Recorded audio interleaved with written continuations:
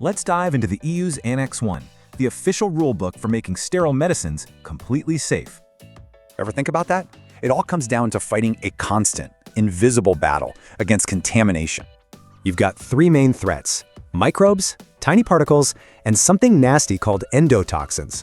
So the strategy is quality risk management. You have to be proactive, not reactive, about safety.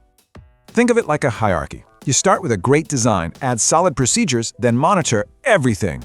This whole approach is captured in one master plan, the Contamination Control Strategy, or CCS. And this plan covers everything. We're talking building design, people, materials, the whole shebang.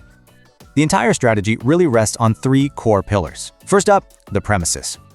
These are special clean rooms with different grades. Grade A is the cleanest, almost 0 particles allowed. And this number, 10 pascals, is a huge deal. It sounds tiny, but it's crucial for protection. It creates an invisible wall of positive air pressure, constantly pushing contaminants out and away. Okay, on to pillar number 2, personnel.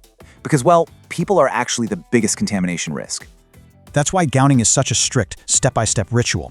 It's all about containing particles. And that brings us to the final pillar, the process itself. This is the last line of defense. You either sterilize the sealed product at the end or assemble sterile parts in an ultra-clean zone.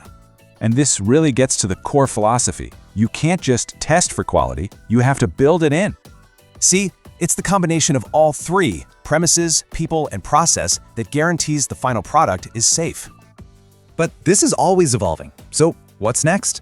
Probably more automation to take human risk out of the picture.